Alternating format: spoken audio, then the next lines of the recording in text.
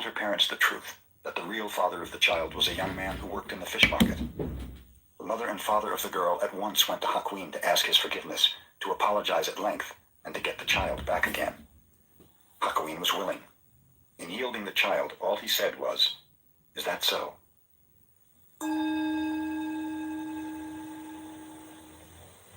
The Master Bankei's talks were attended not only by Zen students, but by persons of all ranks and sects. He never quoted sutras, nor indulged in scholastic dissertations. Instead, his words were spoken directly from his heart to the hearts of his listeners. His large audiences angered a priest of the Nichiren sect, because the adherents had left to hear about Zen. The self-centered Nichiren priest came to the temple, determined to debate with Bankei. "A Zen teacher," he called out, "wait a minute. Whoever respects you will obey what you say, but a man like myself does not respect you. Can you make me obey you?" "Come up beside me and I will show you," said Bankei. Proudly, the priest pushed his way through the crowd to the teacher.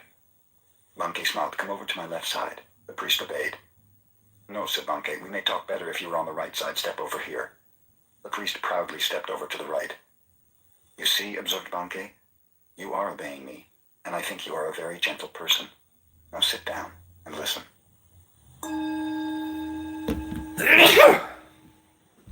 20 monks and one nun who was named Ishan were practicing meditation with a certain Zen master.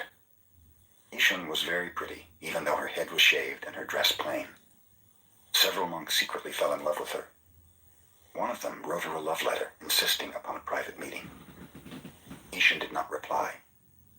The following day, the master gave a lecture to the group, and when it was over, Ishan arose.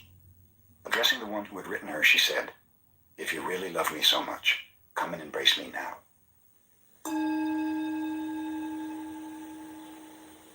There was an old woman in China who had supported a monk for over 20 years. She had built a little hut for him and fed him while he was meditating. Finally, she wondered just what progress he had made in all this time. To find out, she obtained the help of a girl rich in desire.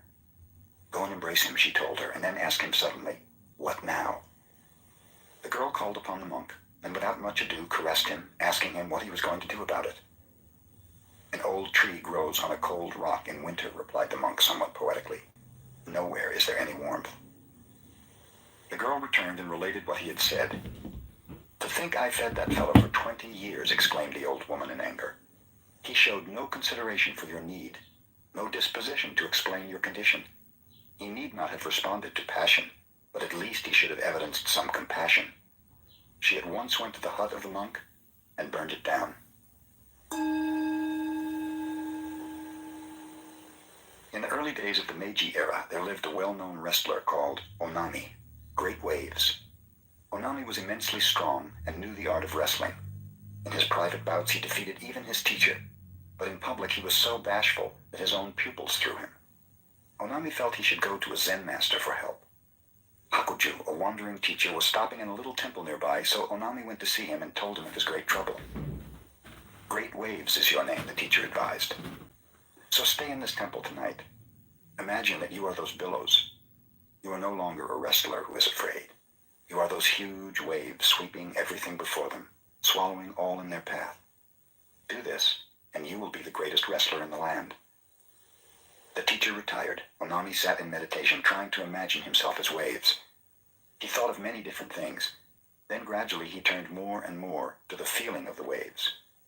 As the night advanced, the waves became larger and larger. They swept away the flowers in their vases. Even the Buddha in the shrine was inundated. Before dawn, the temple was nothing but the ebb and flow of an immense sea. In the morning, the teacher found Onami meditating, a faint smile on his face. He patted the wrestler's shoulder. "Now nothing can disturb you," he said. "You are those waves. You will sweep everything before you." The same day, Onami entered the wrestling contest and won. After that, no one in Japan was able to defeat him.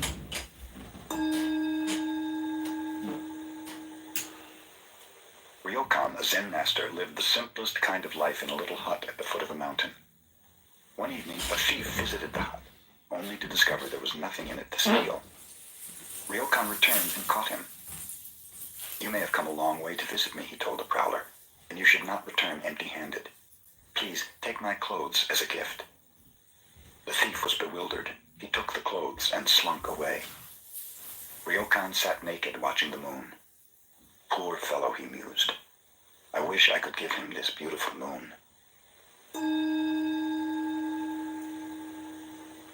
The Zen master Hoshin lived in China many years. Then he returned to the northeastern part of Japan where he taught his disciples. When he was getting very old, he told them a story he had heard in China. This is the story. One year, on the 25th of December, Tokufu, who was very old, said to his disciples, I'm not going to be alive next year, so you fellows should treat me well this year. The pupils thought he was joking, but since he was a great-hearted teacher, each of them in turn treated him to a feast on succeeding days of the departing year. On the eve of the new year, Tokufu concluded, You have been good to me. I shall leave you tomorrow afternoon when the snow has stopped. The disciples laughed, thinking he was aging and talking nonsense, since the night was clear and without snow. But at midnight, snow began to fall, and the next day they did not find their teacher about. They went to the meditation hall. There he had passed on. Hoshin, who related this story, told his disciples, It is not necessary for a Zen master to predict his passing, but if he really wishes to do so, he can. Can you, someone asked? Yes, answered Hoshin. I will show you what I can do 7 days from now. None of the disciples believed him, and most of them had even forgotten the conversation when Hoshin called them together. 7 days ago, he remarked, I said I was going to leave you. It is customary to write a farewell poem, but I am neither a poet nor calligrapher. Let one of you inscribe my last words. His followers thought he was joking, but one of them started to write. Are you ready? Hoshin asked. Yes, sir, replied the writer. Then Hoshin dictated. I came from brilliancy and return to brilliancy. What is this? The poem was 1 line short of the customary 4, so the disciple said, Master, we are 1 line short. Hoshin, with the roar of a conquering lion, shouted, Ka! And was gone.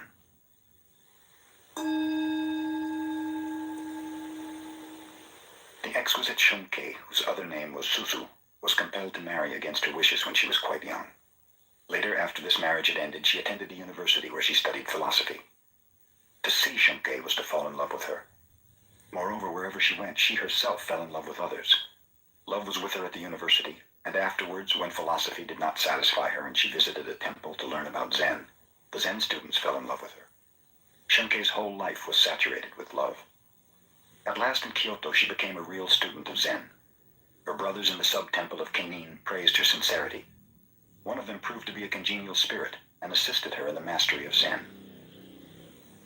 The abbot of Kenin, Mokurai, Silent Thunder, was severe. He kept the precepts himself and expected his priests to do so. In modern Japan, whatever zeal these priests have lost for Buddhism, they seem to have gained for taking wives. Mokurai used to take a broom and chase the women away when he found them in any of his temples, but the more wives he swept out, the more seemed to come back. In this particular temple, the wife of the head priest became jealous of Shunkei's earnestness and beauty. Hearing the students praise her serious Zen made this wife squirm and itch. Finally, she spread a rumor about Shunkei and the young man who was her friend. As a consequence, he was expelled, and Shunkei was removed from the temple. I may have made the mistake of love, thought Shunkei, but the priest's wife shall not remain in the temple either if my friend is to be treated so unjustly.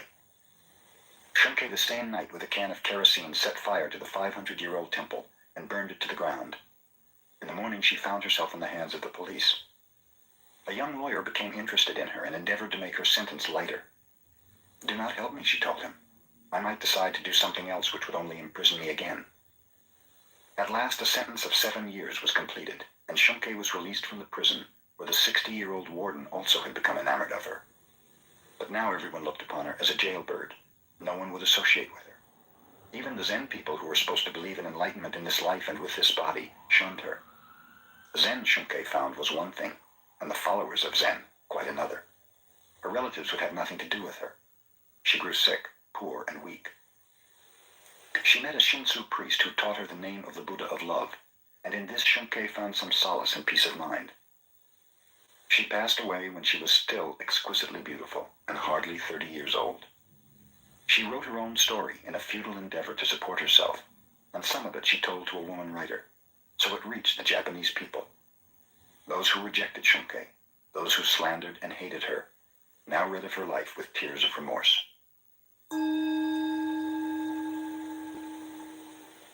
In Tokyo in the Meiji era, there lived two prominent teachers of opposite characteristics.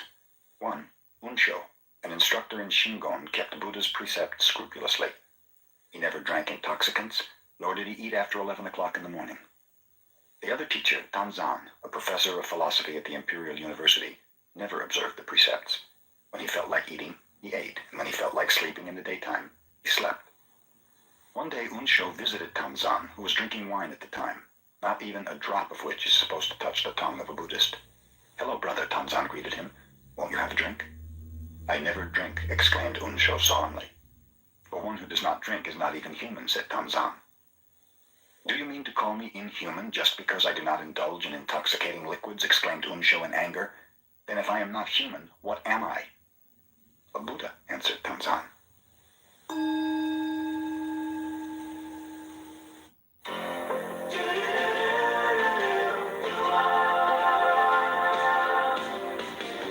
It doesn't matter what comes, fresh goes better in life. With mentals fresh and full of life, nothing gets to you. Staying fresh, staying cool.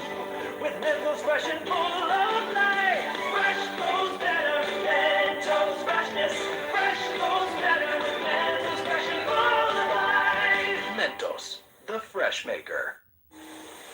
Shoun became a teacher of Soto Zen. When he was still a student, his father passed away, leaving him to care for his old mother. Whenever Shoun went to a meditation hall, he always took his mother with him. Since she accompanied him when he visited monasteries, he could not live with the monks. So he would build a little house and care for her there. He would copy sutras, Buddhist verses, and in this manner receive a few coins for food. When Shoun brought fish for his mother, people would scoff at him, for a monk is not supposed to eat fish. But Shoun did not mind. His mother, however, was hurt to see others laugh at her son. Finally she told Shoun, "I think I will become a nun. I can be a vegetarian too." She did, and they studied together. Shoun was fond of music and was a master of the harp, which his mother also played. On full moon nights they used to play together. One night a young lady passed by their house and heard music. Deeply touched, she invited Shoun to visit her the next evening and play. He accepted the invitation.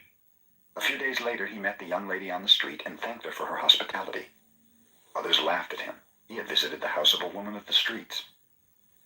One day Shoun left for a distant temple to deliver a lecture.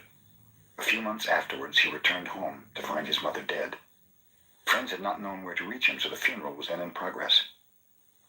Shoun walked up and hit the coffin with his staff. "Mother, your son has returned," he said. "I'm glad to see you've returned, son," he answered for his mother. "Yes, I'm glad too," Shoun responded. Then he announced to the people about him, "The funeral ceremony is over. You may bury the body." When Shoun was old, he knew his end was approaching. He asked his disciples to gather around him in the morning, telling them he was going to pass on at noon. Burning incense before the picture of his mother and his old teacher, he wrote a poem. "For 56 years, I lived as best I could, making my way in this world. Now the rain has ended. The clouds are clearing. The blue sky has a full moon." His disciples gathered about him, reciting a sutra, and Shoun passed on during the invocation. A university student, while visiting Gasan, asked him, "Have you ever read the Christian Bible?" "No, read it to me," said Gasan. The student opened the Bible and read from St. Matthew. "And why take ye thought for raiment? Consider the lilies of the field, how they grow. They toil not, neither do they spin. And yet I say unto you that even Solomon in all his glory was not arrayed like one of these. Take therefore no thought for the morrow shall take thought for the things of itself." Gasan said, "Whoever uttered those words I consider an enlightened man." The student continued reading. "Ask, and it shall be given you. Seek, and ye shall find. Knock, and it shall be opened unto you. For everyone that asketh receiveth, and he that seeketh findeth, and to him that knocketh it shall be opened." Gasan remarked, "That is excellent. Whoever said that is not far from Buddhahood."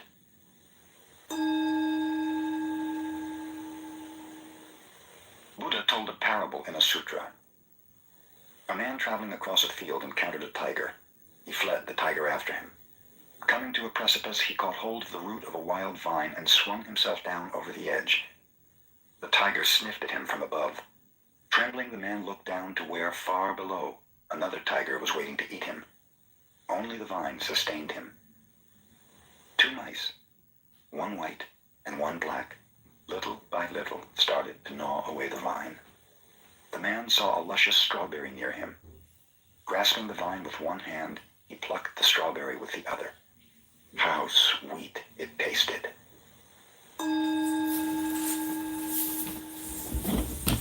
When one goes to Obaku Temple in Kyoto, he sees carved over the gate the words, "The First Principle."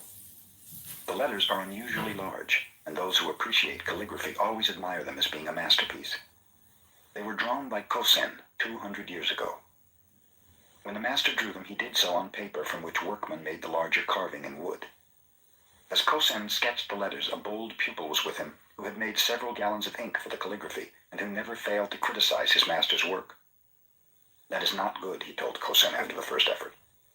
"How was that one?" "Poor, worse than before," pronounced the pupil. Kosen patiently wrote one sheet after another until 84 first principles had accumulated, still without the approval of the pupil. Then when the young man stepped outside for a few moments, Kosen thought, "Now is my chance to escape his keen eye," and he wrote hurriedly with a mind free from distraction, "The First Principle." "A masterpiece," pronounced the pupil.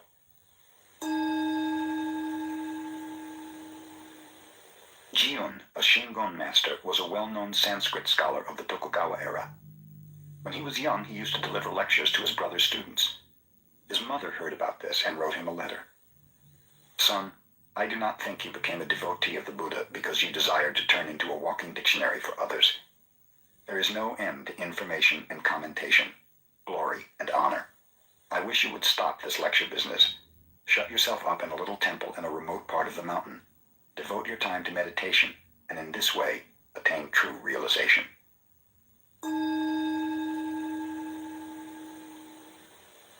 The master of Kenin Temple was Mokurai, Silent Thunder. He had a little protege named Toyo, who was only 12 years old. Toyo saw the older disciples visit the master's room each morning and evening to receive instructions in sanzen, or personal guidance, in which they were given koans to stop mind wandering. Toyo wished to do a sanzen also. "Wait a while," said Mokurai. "You're too young." But the child insisted, so the teacher finally consented. In the evening, little Toyo went at the proper time to the threshold of Mokurai's sanzen room. He struck the gong to announce his presence, bowed respectfully 3 times outside the door, and went to sit before the master in respectful silence. "You can hear the sound of 2 hands when they clap together," said Mokurai. "Now show me the sound of 1 hand." Toyo bowed and went to his room to consider this problem. From his window he could hear the music of the geishas. "Ah, I have it," he proclaimed. The next evening, when his teacher asked him to illustrate the sound of 1 hand, Toyo began to play the music of the geishas. No, said Mokurai, "that will never do. That is not the sound of 1 hand. You've not got it at all." Thinking that such music might interrupt, Toyo moved his abode to a quiet place. He meditated again. What can the sound of 1 hand be? He happened to hear some water dripping. "I have it," imagined Toyo. When he next appeared before his teacher, Toyo imitated dripping water. "What is that?" asked Mokurai. "That is the sound of dripping water, but not the sound of 1 hand. Try again." In vain Toyo meditated to hear the sound of 1 hand. He heard the sighing of the wind, but the sound was rejected. He heard the cry of an owl. This also was refused. The sound of 1 hand was not the locusts. For more than 10 times Toyo visited Mokurai with different sounds. All were wrong. For almost a year he pondered what the sound of 1 hand might be. At last little Toyo entered true meditation and transcended all sounds. "I could collect no more," he explained later, "so I reached the soundless sound." Toyo had realized the sound of 1 hand.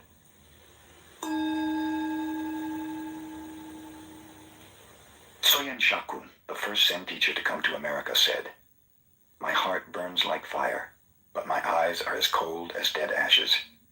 He made the following rules which he practiced every day of his life. In the morning before dressing, light incense and meditate. Retire at a regular hour. Partake of food at regular intervals. Eat with moderation and never to the point of satisfaction. Receive a guest with the same attitude you have when alone. When alone, maintain the same attitude you have in receiving guests. Watch what you say, and whatever you say, practice it. When an opportunity comes, do not let it pass by, yet always think twice before acting. Do not regret the past, look to the future. Have the fearless attitude of a hero and the loving heart of a child. Upon retiring, sleep as if you had entered your last sleep. Upon awakening, leave your bed behind you instantly, as if you had cast away a pair of old shoes.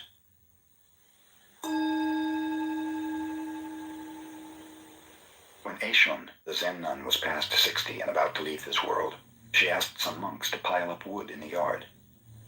Seating herself firmly in the center of the funeral pyre, she had it set fire around the edges. "Oh, nun," shouted one monk, "is it hot in there?"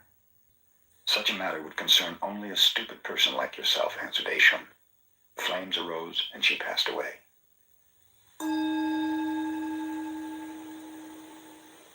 A farmer requested a Tendai priest to recite sutras for his wife who had died.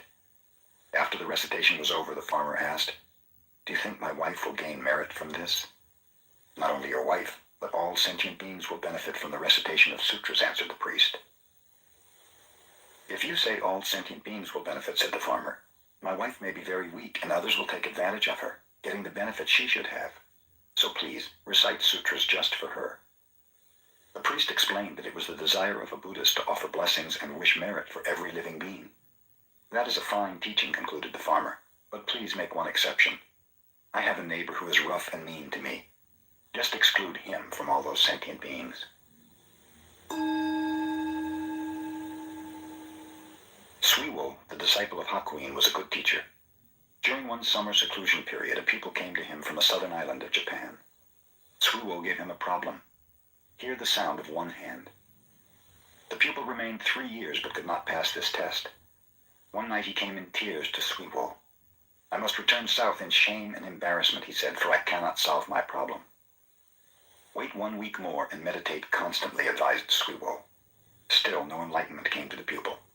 "Try for another week," said Suiwo. The pupil obeyed, but in vain. Still another week. Yet this was of no avail. In despair, the student begged to be released, but Suiwo requested another meditation of 5 days. They were without result. Then he said, "Meditate for 3 days longer. Then if you fail to attain enlightenment, you had better kill yourself." On the 2nd day, the pupil was enlightened.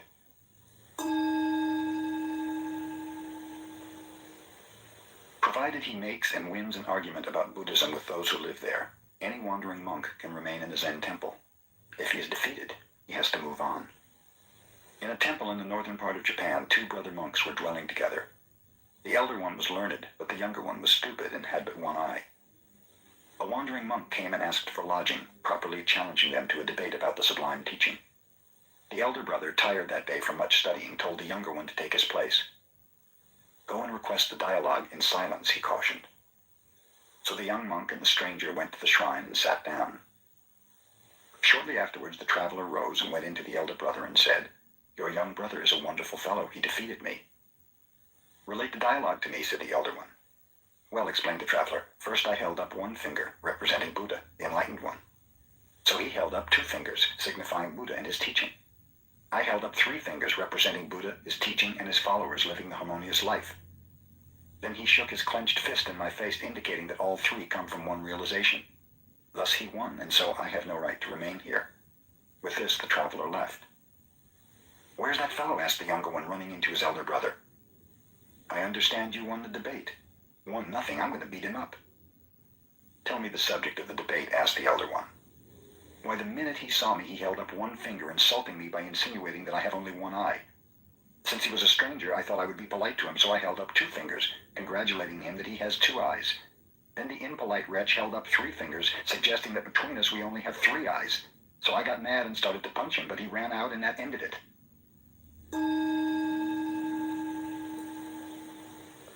After Bankei had passed away, a blind man who lived near the master's temple told a friend, "Since I'm blind, I cannot watch a person's face, so I must judge his character by the sound of his voice.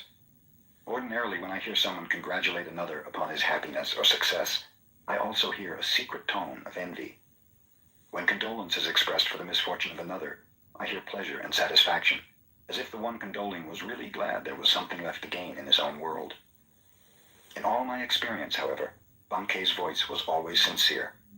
Whenever he expressed happiness, I heard nothing but happiness, and whenever he expressed sorrow, sorrow was all I heard.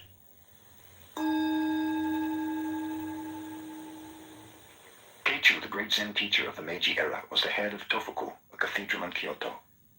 One day the governor of Kyoto called upon him for the first time. His attendant presented the card of the governor, which read, Kitagaki, Governor of Kyoto. I have no business with such a fellow, said Keichu to his attendant. Tell him to get out of here. The attendant carried the card back with apologies. That was my error, said the governor, and with a pencil he scratched out the words, Governor of Kyoto. Ask your teacher again. Oh, is that Kitagaki? Exclaimed the teacher when he saw the card. I want to see that fellow. When Banzan was walking through a market, he overheard a conversation between a butcher and his customer. Give me the best piece of meat you have, said the customer. Everything in my shop is the best, replied the butcher. You cannot find here any piece of meat that is not the best. At these words, Banzan became enlightened.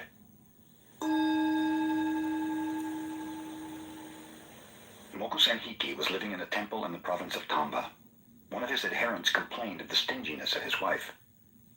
Mokusen visited the adherent's wife and showed her his clenched fist before her face. What do you mean by that? Asked the surprised woman. Suppose my fist were always like that. What would you call it? He asked. Deformed, replied the woman.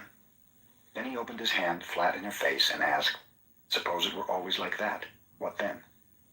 Another kind of deformity, said the wife. If you understand that much, finished Mokusen, you are a good wife. Then he left. After his visit, this wife helped her husband to distribute as well as to save.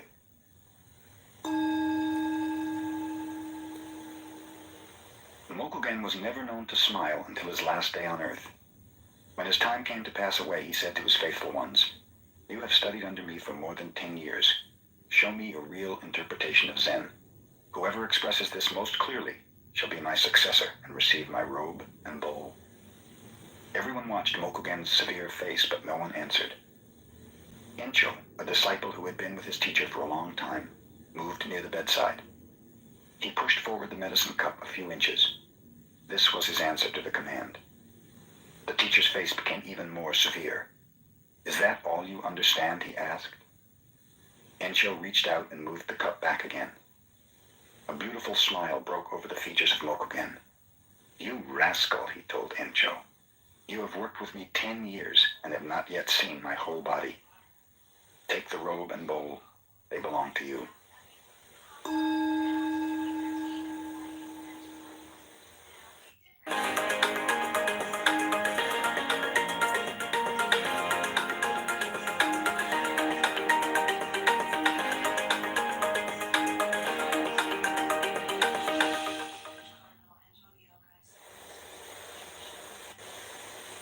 Zen students are with their masters at least 10 years before they presume to teach others. Nan-in was visited by Tenno, who, having passed his apprenticeship, had become a teacher. The day happened to be rainy, so Tenno wore wooden clogs and carried an umbrella.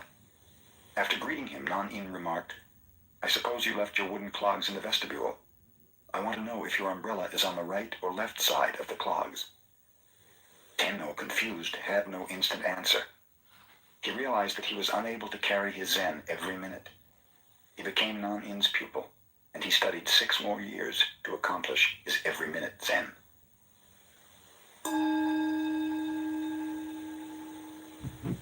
Subhuti was Buddha's disciple. He was able to understand the potency of emptiness, the viewpoint that nothing exists except in its relationship of subjectivity and objectivity. One day, Subhuti, in a mood of sublime emptiness, was sitting under a tree. Flowers began to fall about him. We are praising you for your discourse on emptiness, the gods whispered to him. But I have not spoken of emptiness, said Subhuti. You have not spoken of emptiness. We have not heard emptiness, responded the gods. This is the true emptiness, and blossoms showered upon Subhuti as rain.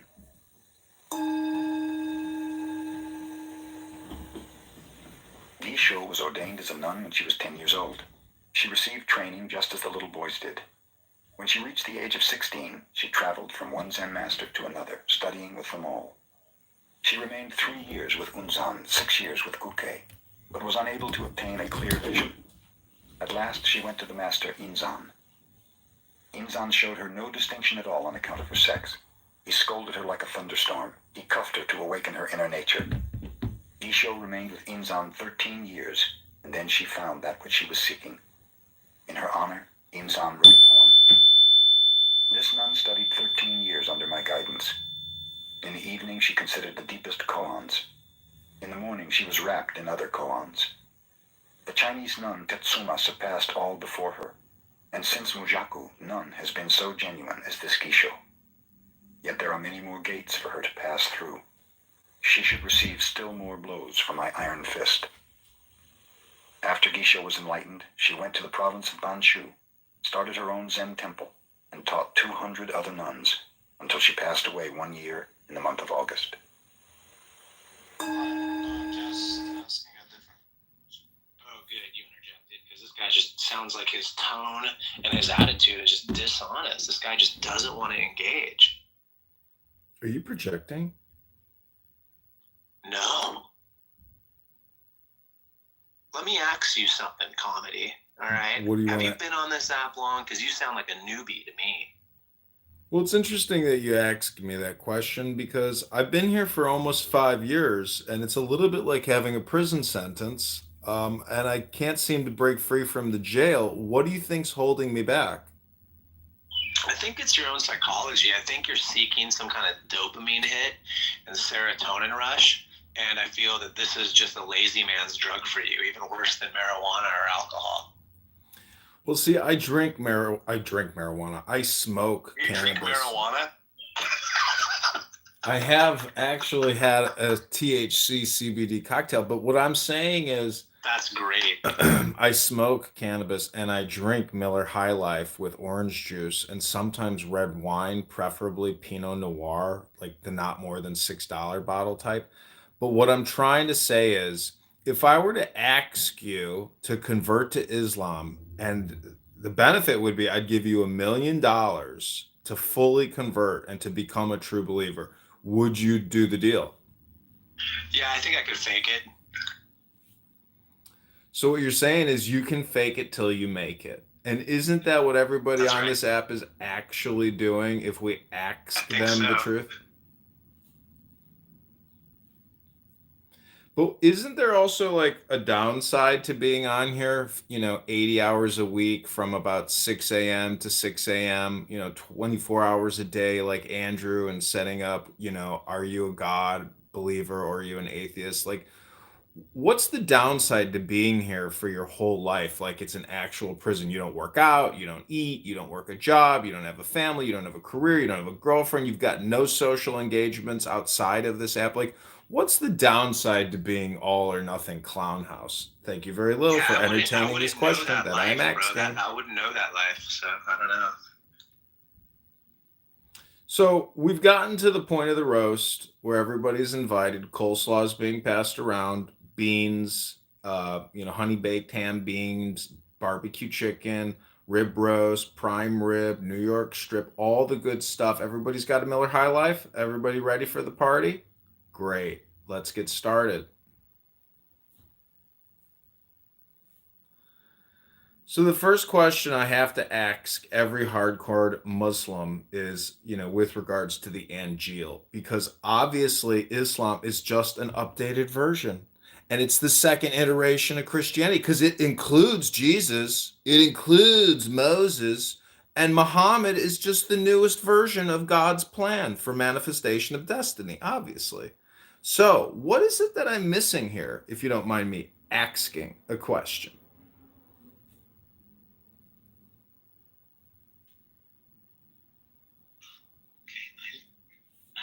For the comedy, maybe I in position to respond, not to answer, yeah, to respond. My skill set is on the A style approach. I'm not very much into the Q style approach. I mean, Q style are on debate. In my dictionary, I don't have debate, I don't have argument. Hence, some of the areas that I may be only respond is like, let's say I'm connection to God office, then I will respond, God, what is the wisdom that I can respond to the person that asking? So that's how I'm going to go for. So having that, if you okay with that responding in that manner, then I have something to to have that conversation with anybody that asking. Let's go. Otherwise, yeah, okay. Sure. So could you recap the question again? Maybe I can respond accordingly. Sure. Are you going to give me an answer or a response? He is very more well versed in this Q style versus A style, debate style for your style. Don't insult Honey Badger. Not everyone's English proficiency is at a level such as yours. Yes, but you can dodge questions when you're talking about this stuff, and you can You know, I have come to conclude that actually what I'm asking, this is the ultimate response for all asked questions. It's a bell. Maybe you've heard of a bell. It's not English. It's not Arabic. It's not Spanish. It's not some African dialect or language. It's called a bell. It answers most questions very vociferously in a way that other answers can't answer asked questions. It's called a bell. It's not Pavlovian. It's actually just a Zen bell. Zen is not atheism, as some people like to put it. And again, I'll quote atheism, not atheism, atheism. It's like asking a question, but basically, it's just a bell. It's maybe a little annoying, but I'd like to say that most people on this app are actually kind of annoying. It's a bell. That's right.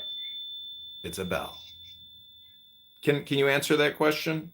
Or did you need me to summarize what I was asking? Thank you. I think you were asking me if I like to work out, and yes, I play many sports. I lift weights, I ride mountain bikes. I am mostly a mountain bike shredder, and I like to play the sand volleyball on the beach and in the sand courts. But I mostly lift weights and things not for aesthetics. I do it for performance values such as strength and speed. I'm mostly speed focused working outs. So I try to get good sleep and not be on this app after maybe 11 p.m. because most of the time it is a bunch of fucking idiots. You know what I'm saying? I think you're overestimating the value of sleep. Being on here 24 hours a day, 7 days a week can only increase your health and performance. Lifting weights, I understand it's not all about aesthetics, but let me ask you a question. When you lift weights and you exercise, do you think your mental health goes up? So maybe there's a connection between mind and body? That is why I do compound movements with holistic endeavors incorporated most of the time. I do not focus on the bicep. I focus on multidiscipline movements which engage my core as well as shoulders, back, arms, everything is involved. So I don't necessarily need to Please be quiet, Habibdi. You're interrupting. I don't need to do lateral shoulder raises, Afwan Habibdi, don't interrupt Honey. He's speaking. Well, I think she is a Muslim woman, and Muslim women are property, so she is very, very happy to be able to engage socially on this application. Walaikum assalam. Assalamualaikum warahmatullahi wabarakatuh, sister. Peace be upon him. Is there like a super Muhammad strength or some kind of prayer I can get the spirit of Allah and Muhammad like inside of my soul? Like, how do I unite with Muhammad and Allah? You need to submit, and then you will not get burned in the hell. What does it mean to submit? And are they really just doing chiropractic exercises when they pray? Are they just like getting a lower spinal crack? They are trying to tell Allah what is going on because Allah is unaware of what they need to do. So he is very, very open to hearing suggestions. Peace be upon him. So anyways, I wanted to ask a question, Dr. Soul. Like, your title's A-Style and Insane in Core Room, Q-Style Topic Core Room. Like, is that some type of schizo title, or am I missing something like, which is, dynamically, intelligent? Like, what is your title asking or saying? Thank you. Oh, hold on, one more checkpoint. He's trying to say that he does not have a very, very good way of debating in a certain style, and so this allows him to dodge questions when asked.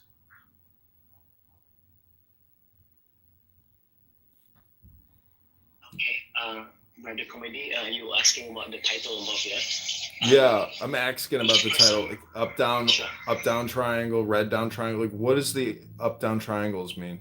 Is that like some spiritual Oh thing? no, yeah, no, it's a bullet there. I just want to differentiate between A style and Q style. A style is not A style is on applications. That means mine will be more on my forte will be on application, meaning it's more on experience, case study. I don't even know how to debate in that sense because I'm not even understand how the technology being used, in the spectrum of atheists, non-atheists, all that. Therefore, I'm not mastery in the Q style approach. So I'm more on the practical style approach. Let's say a person says, "So, can you trust doctors?" I would say, "No, until very, very yes." Oh, what do you mean by that?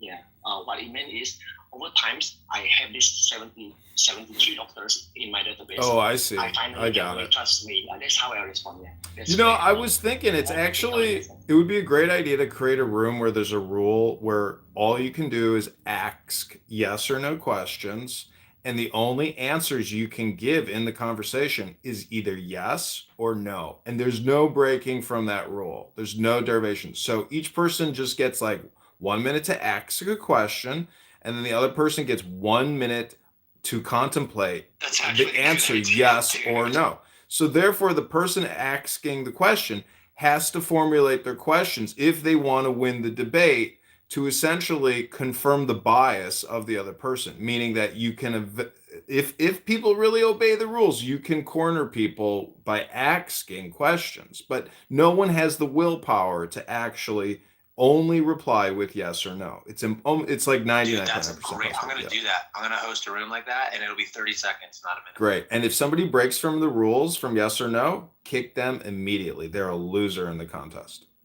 Immediate head, immediate cut the head off immediately. No breaking from the, or you just lose and then the round is up, But try it. I would like to participate because I really would like to see how people respond to yes no rooms with that being the rule.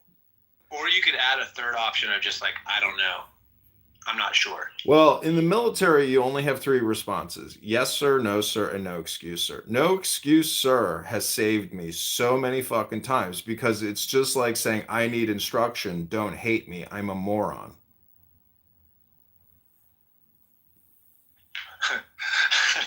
In the real world, Brother Comedy, Imagine that in a religious debate room, dude. in the real practical world, just like I mentioned just now, trusting doctors is practically, I say, no until very yes. So that is practically real because you cannot trust doctor until you can trust maybe 3 out of the 73 doctors that you have. So hence, that's more accurate, more precise in the pragmatic ways. That's how I look at it. That's my humble view. Thank you for sharing that. So, I do want to ask, Sol, are you a believer in Muhammad and his fantastical tale and incredible book, the glorious Quran? Yeah, precisely. You can, click the link Grayson Brook up there. He has this experience, so maybe there's something that you can look at how he likes it, how you may be pondering about it. Maybe there's an inspiration there. Grayson Brook from Ohio, Texas. Okay. A young chap, 23 years old. Yeah. So what do you think? Like, are most people born into Islam? And then what is the percentage of people that pick up the glorious Quran and they say, oh my God, this is a revelation. This is the best book I've ever read. It's changing my life. I can't believe the divine wisdom of every page. I just can't stop reading it. It's drawing me into Islam because it's so full of wisdom and love and power. What do you think the percentage breakdown is of people being born into the faith or people actually picking up that book and figuring out this divine inspiration? What's the percentage breakdown, you think? Interestingly, when you ask that, I asked God office, you know what he said? Share with Brother Comedy, saying, in life, we are talking about trial and error, but maybe share with Brother Comedy, is there anything higher than trial and error in life? We call it wisdom and error. So allowing that error to be Is he answering your question, that would be a or good is one. he talking about something else? So the response will be Brother Comedy, meaning there is this element of what happened is that in religion is that allowing wisdom and error is much better than trial and error in life. So when a person say, I want to have this religion, whatever religion they go for, That means reckon to have wisdom and error. So God allowed that error to be made by that person, and still God say, okay, no problem. So you made this error, but you are wisdomly doing it. It's okay. You are okay with it. I cross one eye for you. Okay. Because God's the most I just, think right? people who are responsible to committee, people who picked the book and read it, I think they are more interested, attracted, and fascinated to the book, rather than people who were born in Muslim families and Muslim societies and read the book.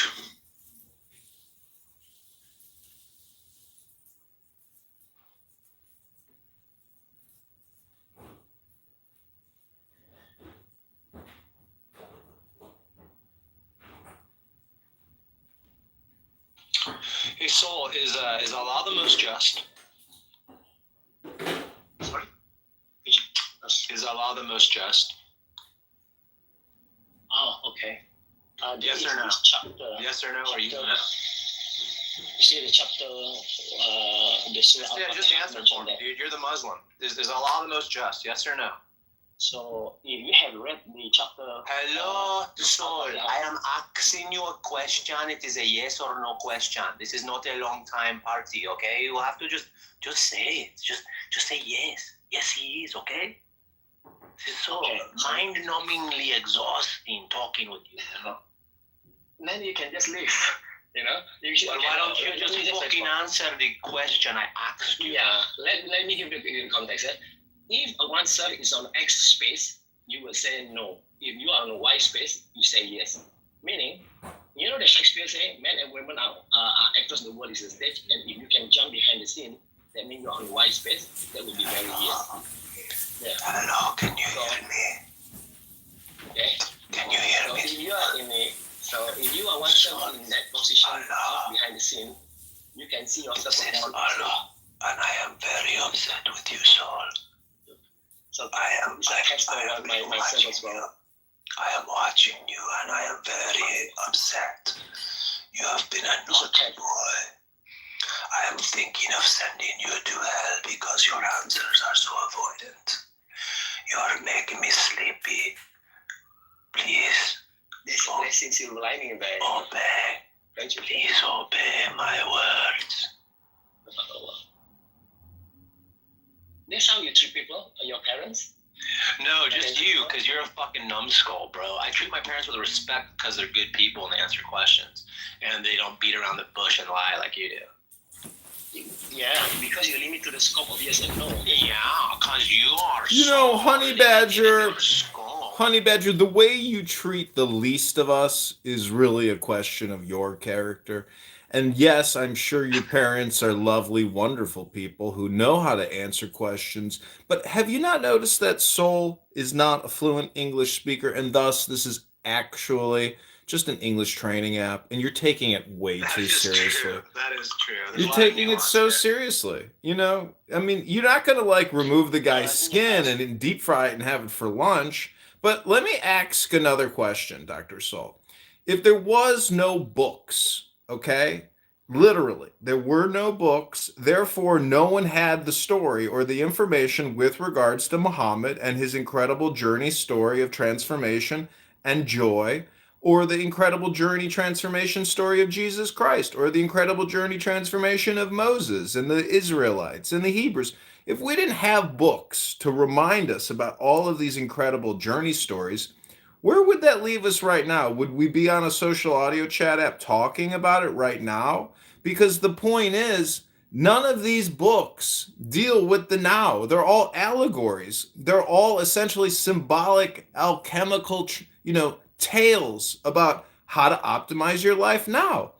What I'm trying to say is, if there weren't these things called books, we would all be stupid and retarded.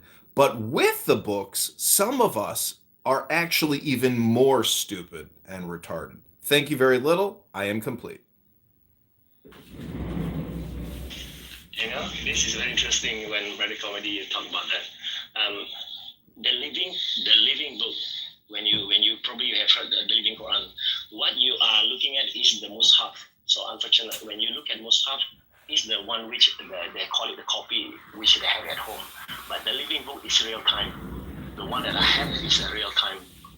So it's just like maybe for example, giving the Matrix first movie, I guess, Neo being download with the real stuff. So that download is the one that I'm experiencing. So therefore, in my capacity as an A-style approach, the Living Quran is something else.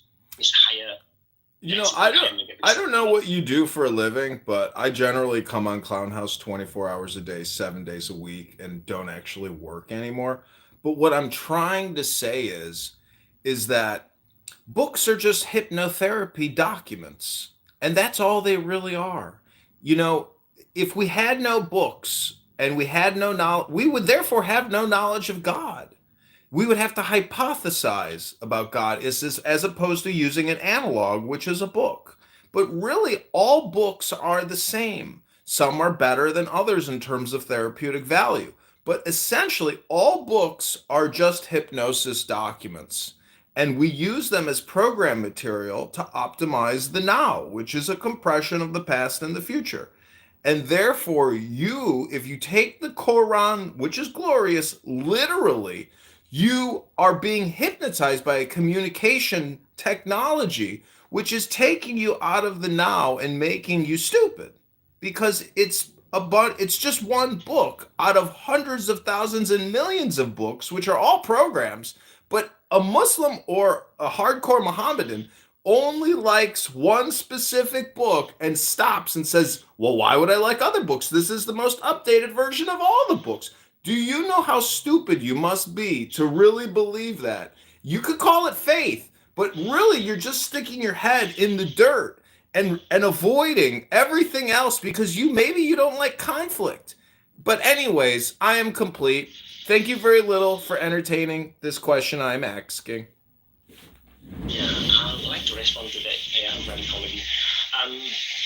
Now, when you mention book, you are looking at the physical aspect of things. Okay, that's one. Two, I just share with you one experience that I had sometime 2 years ago. A person came to me. I can't remember whether it's a Muslim. Maybe he's an agnostic. What he asked me, Saul, are you Sufi? I was like, what? What is Sufi? So I typed key Google search and I thought, oh, this is Sufi. Meaning what I have not known, but they thought that I have. I don't think it's pronounced Sufi. I think it's pronounced Sufi. Sufi, yeah. So anyhow, the whole idea is that there is a real Sufi that is download real time, which I don't even read the book. So-called the book that you buy in bookstore, that is the book. But the Living Quran is it Rumi who's the Sufi? Al-Ghaib. Sufi, yeah. What, that is a branch of Islam, like mystical Islam? Okay, now I'm just giving you the context. What happened was a person asking me, I think it's an atheist, he said, so, are you Sufi? Then I was like, oh, what is Sufi at the back of my mind? Then I quickly Google search. And I said, this is what it meant by Sufi.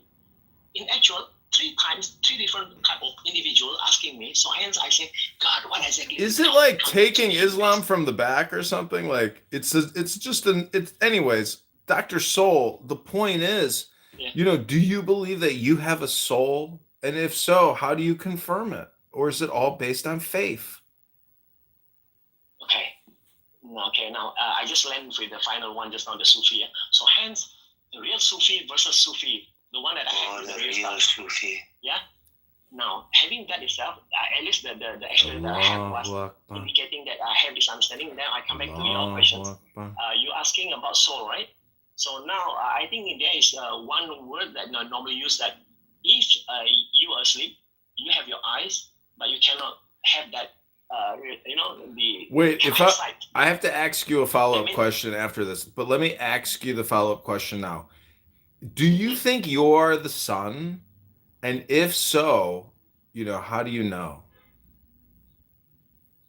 Okay, so I just respond in that sequence manner, just not the soul itself.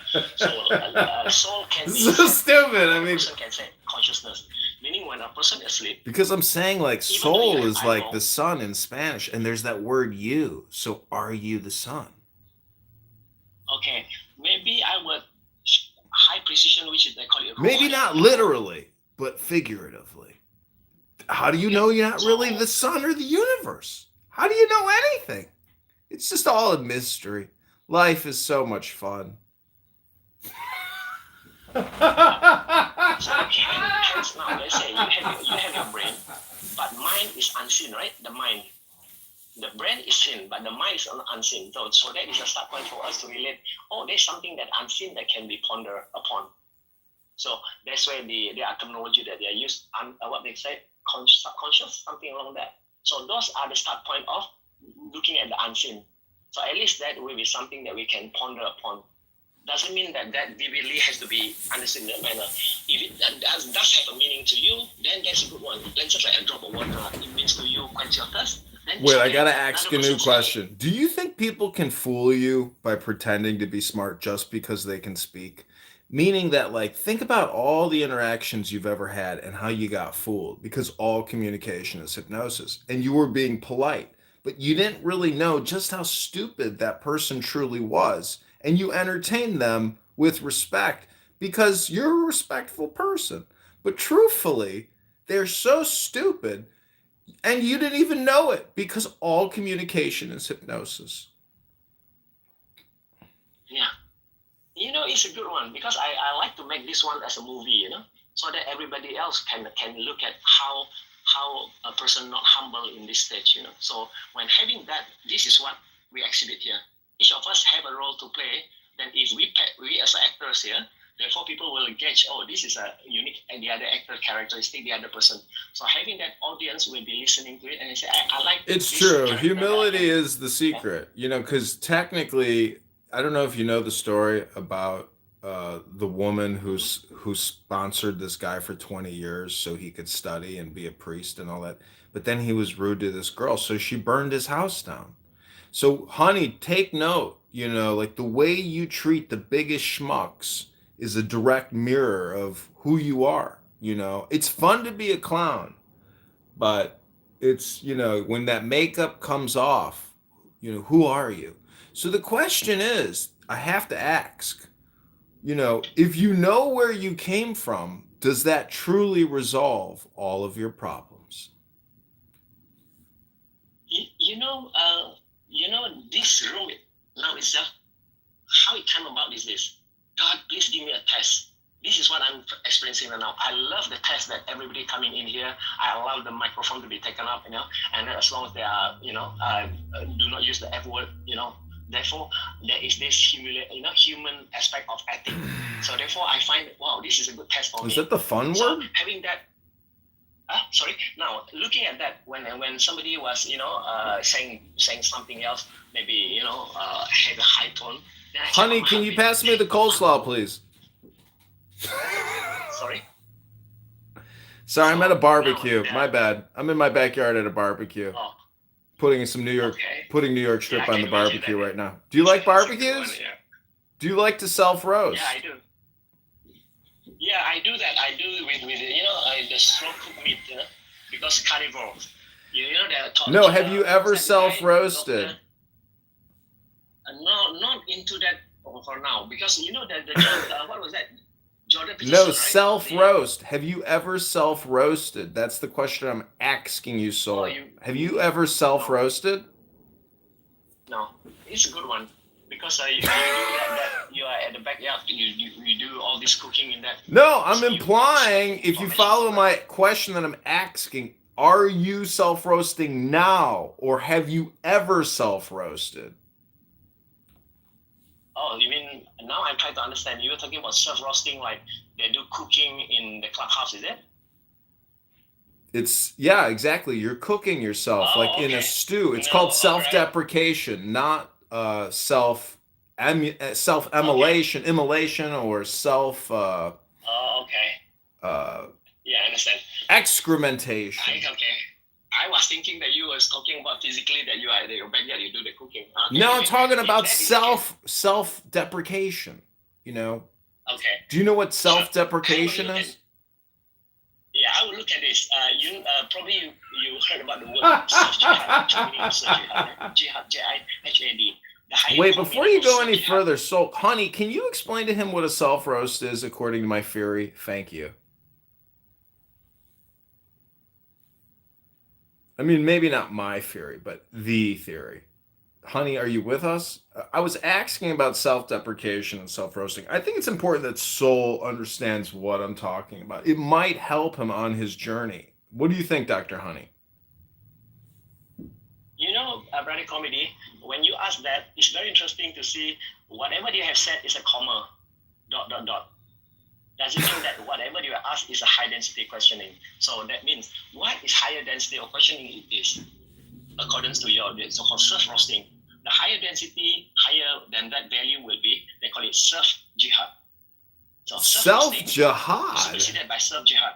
Yeah. Jesus, you one up everything with jihad. I mean, do you think that's part of the problem in Islam? Is that they're jihadists and that essentially they one up everything and they say, you're wrong, we're right. This is the final take. Don't you see how that's a cognitive distortion in terms of getting to the truth? Now, I'm not saying you got to go into the booth and make a confession on the earth, but if you knew the math, you'd come to a rational conclusion about the truth. Thank you. I'm complete. Yeah, but you know, when you listen the high position of me mentioning self-jihad, meaning me jihad on me, nothing that to do with the other person. So you are pointing at something else. You are talking about. So it's like burning yourself up and killing yourself. It's like an ego death, is what you're saying. Am I correct when I say ego death? It's more like this. Yeah, CEO, manager, officer of oneself. Okay, so CEO is managing the officer and the manager. Wait, is this about self-actualization or is this just like a self-roast? And do you know what I mean when I say self-actualization or self-roast? Anyways, I'm looking forward to the ego death. Yeah. Please proceed. So, okay, self-jihad has that element of we align that hierarchy of CEO, manager, officer, that structure. So if you are in CEO, manager, officer of oneself in that three component of oneself, therefore you are aligning hierarchy in a very orderly manner. So when you see respect within the hierarchy is essential. Sorry? The question is it? I was asking, is respect within the hierarchy essential? Okay, now, if you see the corporate structure, CEO, manager, officer, is that essential? I'm not talking about the board of directors. I'm talking about respect within the hierarchy of management, from the president to the CEO, to the vice president, to the treasurer, to the secretary, and then maybe the board of directors. But actually, what I'm asking you is, have you ever self-roasted? That's very interesting. That's why I'm superseding that with high density, which is the self-jihad. Self-jihad to oneself, which is aligning the CEO, manager, officer of oneself. If you were to so let me ask you another question about this self-jihad. If you're in a shrink, if you're with your psychiatrist and you're on a 5150 hold in the psych ward, and you're with a bunch of schizophrenics who are drooling all over the place from their medications, and they're potentially violent, how do you respond with regards to self-jihad and the situation? Are you a situationalist? I'm not even in that space, you know. Imagine that. I'm not qualified. I don't stand on that space because that space is. I'm just too much on the outside looking at that, and I really empathy those individuals that are having that problem. So your line of questioning. But what does Islam think about psychiatry and medicating those with schizophrenic delusional disorders, which could result in violent terrorist jihadist outbreaks of conflict, war, murder, rape, maybe incest, maybe pederasty? I'm just asking for a friend. Yeah, that's a component of mental health. Anything higher than mental health, we call it, high value health on top of that, which is your heart, the inner voice health. At least you say, use your inner voice to ponder, so that it can be overriding that mental health. Can Allah and Muhammad help influence the inner voice? If I read glorious Quran, yes, very good subject. If I read glorious Quran, can it help with my mental health disorder? Okay, now I reckon, next is you click that, just click the Grayson book. That would be a good one for you to really ponder. So that's why my name, Soul Integration. Thank you, Dr. Soul.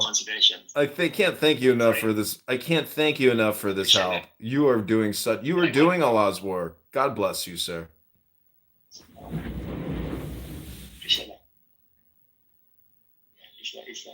Yeah, Brother Antar, you are here too. And then Essos, Yus, appreciate you coming in here. Well, I'm going to go to the park. I'm going to go to the park and read the glorious Quran and contemplate your soul, my soul, the world. Do you think the earth has a soul? Now I assume that you are a person yourself. Maybe you are Christian. Do you have this? They say when during pregnancy time on the 4th month 10 days, God's blown the soul into the fetus or the mother's womb. If there is such an understanding, that means we are common having understanding that there is this something that gone on the 4th month until birth, the baby is born.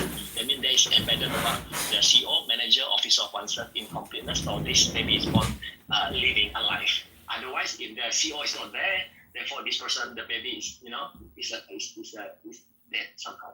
So that's where the difference between a living baby and the dead baby, in a sense, because the CO is no longer there. Or chances of you seeing this YouTube shorter hierarchy manner. Over time, they become more on manager override, CO being suppressed, the souls are not being known, going to school on technical message, so they don't fit the higher being of the CO, therefore they become jumbled up, not knowing what exactly I'm born in this world for. Something wrong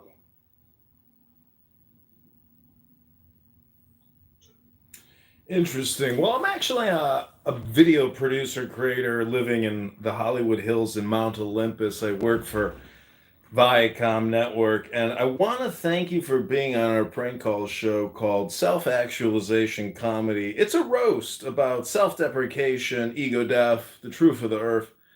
Can't thank you enough. I put the link in the chat, and I hope you have a great rest of your day. Thank you very little. We'll call you, don't call us.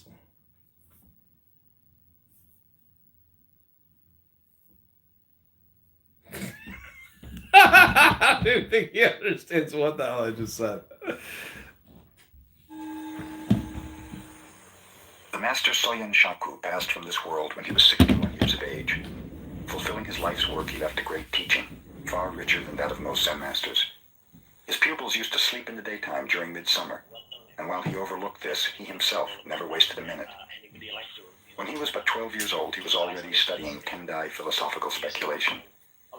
One summer day, the air had been so sultry that little Soyen stretched his legs and went to sleep while his teacher was away. 3 hours passed when, suddenly waking, he heard his master enter, but it was too late. There he lay, sprawled across the doorway. "I beg your pardon. I beg your pardon," his teacher whispered, stepping carefully over Soyen's body, as if it were that of some distinguished guest. After this, Soyen never slept again in the afternoon.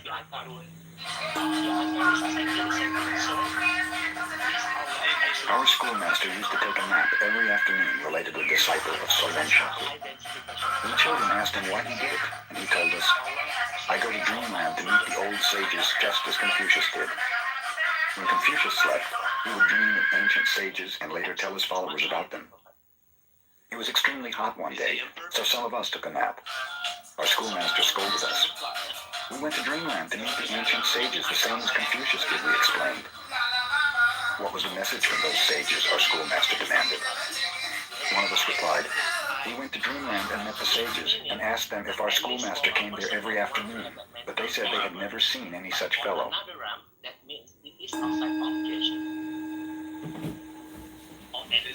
Joshu began the study of Zen when he was 60 years old and continued until he was 80 when he realized Zen. He taught from the age of 80 until he was 120.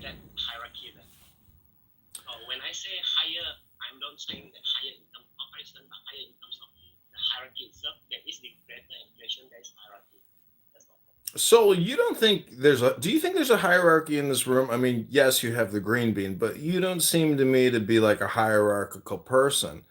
I mean, what do you think about people that play this like one-upmanship game for hierarchical purposes, you might say, in terms of linguistics and intellect, and essentially, control and politic or appeal to authority? A student once asked him, "If I haven't anything in my mind, what shall I do?" Joshu replied, "Throw it out." "But if I haven't anything, how can I throw it out?" continued the questioner. "Well," said Joshu, "then carry it out." actions arises upon that. I'm just talking about the external hierarchy. Because the When Mamiya, who later became a well-known preacher, went to a teacher for personal guidance, he was asked to explain the sound of one hand. Mamiya concentrated upon what the sound of one hand might be. You're not working hard enough, his teacher. Have you ever heard of Zen koans, Dr. Soul? And if not, would you let me just play a couple minutes from a fantastic audiobook called 101 Zen Stories, a compilation of Zen koans? No go. I'm sorry, no go for now because there are other brothers that like to also come up. Maybe Brother Wasim. Oh, welcome, Brother Wasim. I'm sorry, will not be able to for now. Told him. Yeah. Okay. So What I'm trying to say is that the now is all important. Okay. Yeah. Okay. I And can so if understand all that. you do is talk all the time and you never listen, are you really even there right now? Hello? Hello? Anybody home? Brother Comedy. Hello? If Where did you come from? If you know where you came from, you'll solve all your problems. You'll stop thinking. The more you think, the more you speak, the further from the truth you're gonna get. You're never gonna learn the math of the earth. It's impossible. Answers wisdomly think, big gap. Just let it go. Just let it all go. You are the Buddha. You are what you're seeking. You are what you're seeking. And what you're seeking is seeking you. Hello? Brother Comedy, I'd like to ask you, what is your intentions of having... I'm a self-actualization comedian. Oh, okay. Now I understand where you're coming from. So the comedian is more core, right? Hello? Is anybody there? Okay. Hello? Can you pass me the barbecue chicken and some more Miller High Life? I'd love a glass with some ice if you have it. Thank you. The culture of this room may need to bring down, asking kindly not to do that. Ooh, I would love some chocolate cake. Coffee? Yes, of course. Nespresso? Oh, I love it.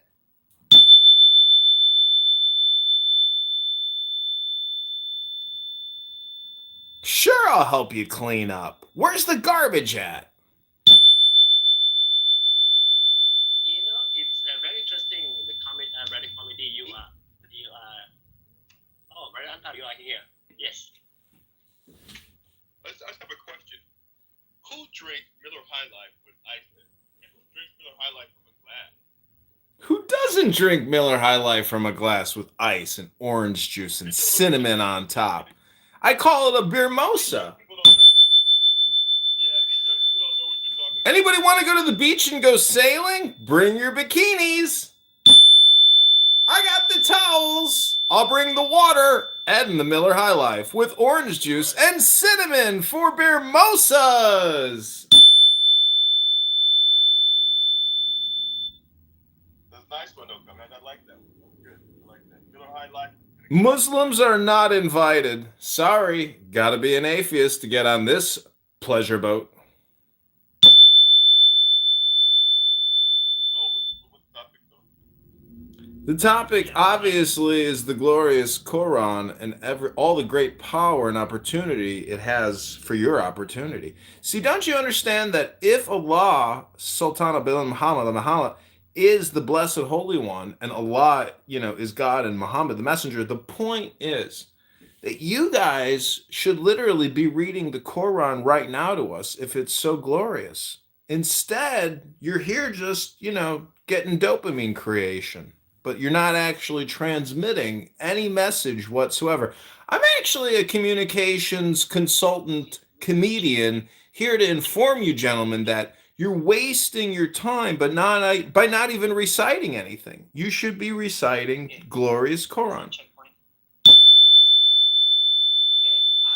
Antar is talking to me, asking me questions. Oh, my bad. There's hierarchy here. I want to respect that hierarchy.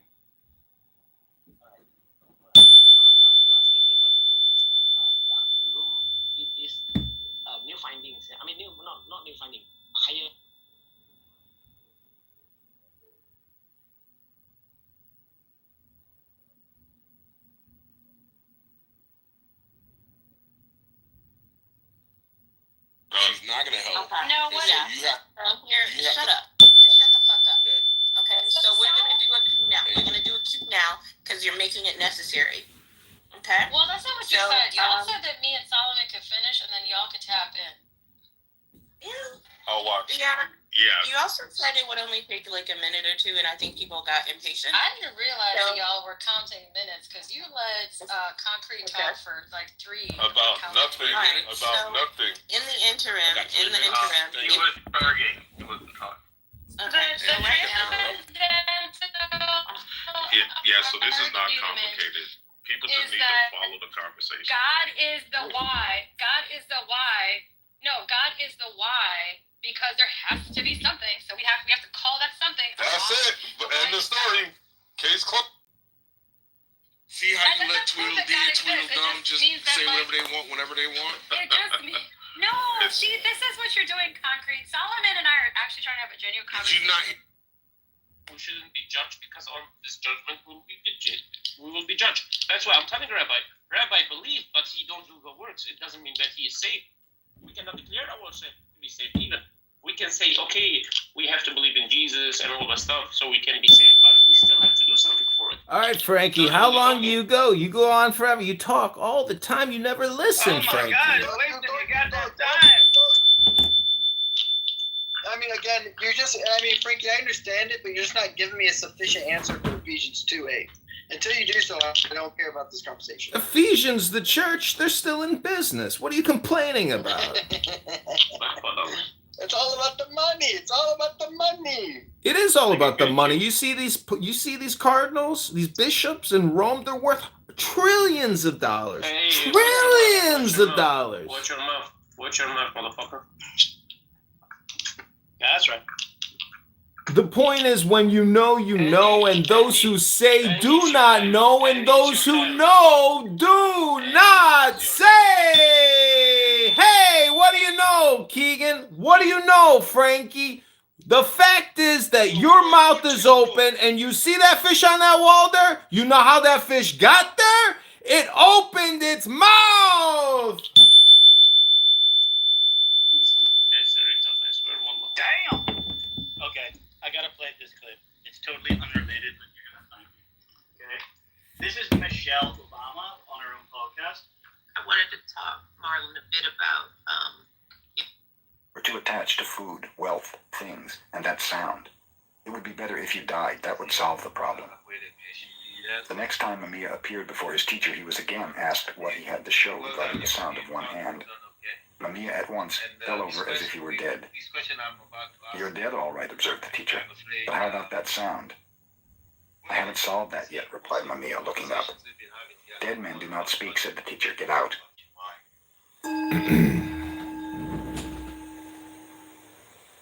Tosui was a well-known Zen teacher of his time. He had lived in several temples and taught in various provinces. The last temple he visited accumulated so many adherents that Tosui told them he was going to quit the lecture business entirely. He advised them to disperse and to go wherever they desired. After that, no one could find any trace of him. 3 years later, one of his disciples discovered him living with some beggars under a bridge in Kyoto. He at once implored Tosui to teach him. If you can do as I do for even a couple of days, I might, Tosui replied. So the former disciple dressed as a beggar and spent a day with Tosui. The following day, one of the beggars died. Tosui and his pupil carried the body off at midnight and buried it on a mountainside. After that, they returned to their shelter under the bridge. Tosui slept soundly the remainder of the night, but the disciple could not sleep. When morning came, Tosui said, "We do not have to beg food today. Our dead friend has left some over there." But the disciple was unable to eat a single bite of it. "I've said you could not do as I," concluded Tosui. "Get out of here and do not bother me again."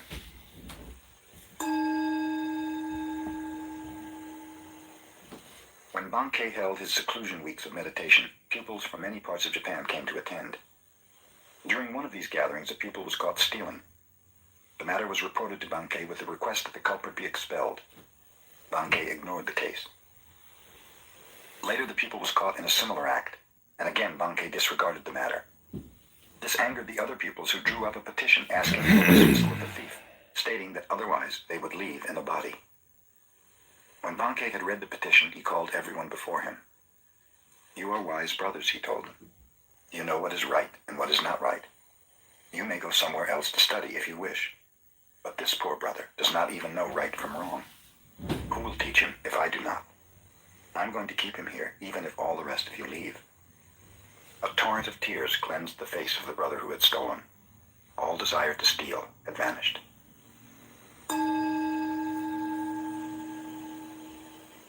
During the Kamakura period, Shinkan studied Tendai 6 years and then studied Zen 7 years. Then he went to China and contemplated Zen for 13 years more. When he returned to Japan, many desired to interview him and asked obscure questions.